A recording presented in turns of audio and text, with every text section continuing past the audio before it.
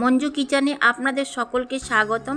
আজকে খুব সহজভাবে তৈরি হয়ে যাবার মতো একটি রেসিপি এনেছি, সেটা হচ্ছে পনির কাটলেট রেসিপি। ভিডিওটা পুরোটা দেখবেন, ভালো লাগলে সাবস্ক্রাইব করবেন।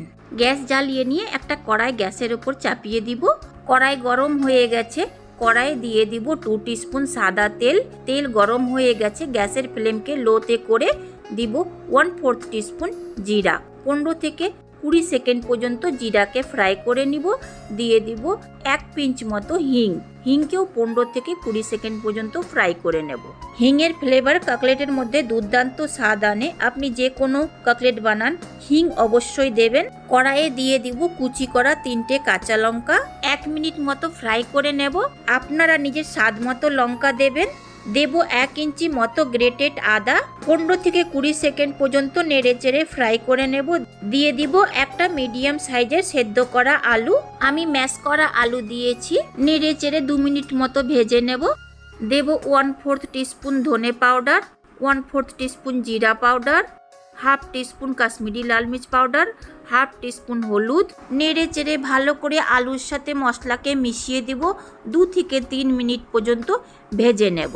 দেব 1/4 টিস্পুন থেকে একটু বেশি গোলমরিচ পাউডার।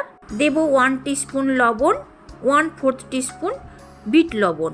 আপনারা নিজের স্বাদ মতো লবণ দেবেন। দেব 1 টিস্পুন চাট মশলা, এটা অবশ্যই কাটলেটে দেবেন, এতে কাটলেটের স্বাদ দ্বিগুণ বাড়িয়ে দেয়।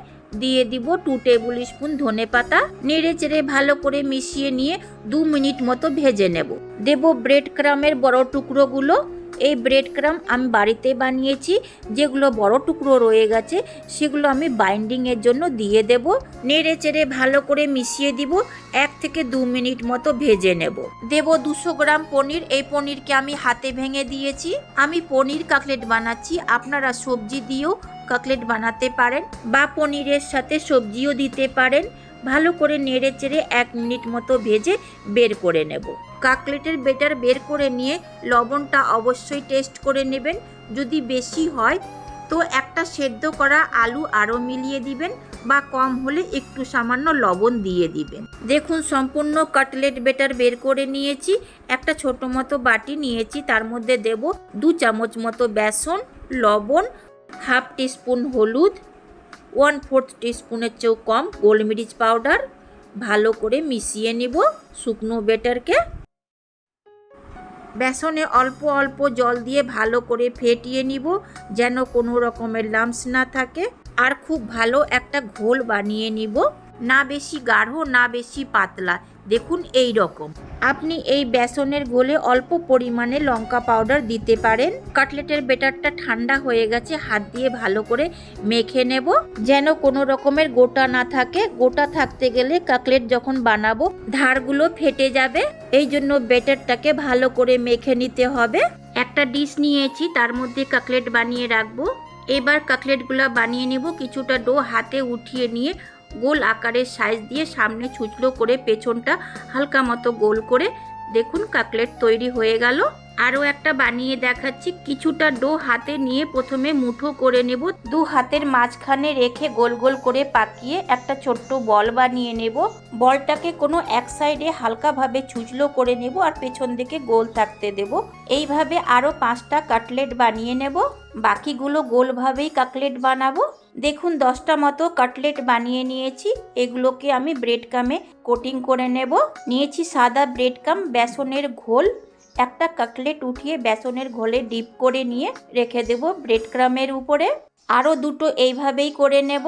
এই ব্রেড ক্রাম আমি বাড়িতে বানিয়েছি। আপনারা যদি ব্রেড ক্রাম না দেন তো বিস্কুটের গুঁড়াও দিতে পারেন। খুব অল্প অল্প ব্রেড ক্রাম কাটলেটের উপরে তুলে দেব আর একটা একটা করে কাটলেট ব্রেড ক্রামের কোটিং করে নেব। দেখুন কাটলেটের কোটিং করে নিয়ে আমি একটা ট্রেতে তুলে নিয়েছি। এই কাটলেটগুলো 2 থেকে 3 মিনিট এইভাবেই রেখে দেব। আমি নিয়েছি ব্রাউন কালারের ব্রেড ক্রাম। এটা পাউরুটির যে সাইডগুলো আছে ওগুলো মিক্সিতে দিয়ে গুঁড়ো করে নিয়েছি। একইভাবে গোল কাটলেটগুলোও করে নেব। একটা কাটলেট তুলে বেসনের ঘোলে ডিপ করে নিয়ে রেখে দেব ব্রেড ক্রামের উপরে। এইভাবে বাকিগুলোও করে নেব। এবার কাটলেটগুলোর ব্রেড ক্রামের কোটিং করে নেব। অল্প করে তুলে তুলে কাটলেটগুলোর উপরে ব্রেড ক্রাম দিব। দেখুন সম্পূর্ণ কাটলেটের কোটিং হয়ে গেছে। আমি সেই ট্রেতে তুলে নিয়েছি। এবার তেলে ভেজে নেব। সাদা তেলকে ফুল ফ্লেমে গরম করে নিয়েছি। দিয়ে দিব একটা একটা করে তেলের মধ্যে কাটলেট। তেলের মধ্যে কাটলেটগুলো খুব আস্তে করে দিবেন, না হয় তেলটা ছিটকে গায়ে পড়তে পারে। একটা চামচের সাহায্যে গরম তেলগুলো তুলে কাটলেটের উপরে দেব, যেন দু সাইড থেকে কাটলেট ভালো করে সেদ্ধ হতে পারে। গ্যাসের ফ্লেমকে মিডিয়াম করে দেব। একটা কাঁটা চামচের সাহায্যে কাটলেটগুলো ভালো করে উল্টে দেব। এইভাবে কাটলেটগুলো উল্টে পাল্টে ভালো করে ভেজে বের করে নেব। দেখুন গোল্ডেন ব্রাউন হওয়া পর্যন্ত আমি কাটলেটগুলো ভেজে নিয়েছি। কাটলেটগুলো বের করে নিয়ে একটা ছাকনাতে রেখেছি। কাটলেটের সঙ্গে তুলে আসা তেলগুলো ফেরত ফ্রাই প্যানে চলে যায়। বাকি কাটলেটগুলো এইভাবে ভেজে নিয়ে বের করে নেব। দেখুন সম্পূর্ণ কাটলেট ভেজে বের করে নিয়েছি। এর মধ্যে 2 থেকে 3টা খাওয়াও হয়ে গেছে। দুর্দান্ত স্বাদের কাটলেট রেসিপি হয়েছে। আপনারা এইভাবে একবার ট্রাই করতে পারেন। কাটলেট রেসিপি আমি সসের সাথে পরিবেশন করেছি। সকালে বা বিকেলে আপনি এই রেসিপিকে চা বা সসের সাথে খেতে পারেন। ভিডিওটা পুরোটা দেখার জন্য অনেক অনেক ধন্যবাদ।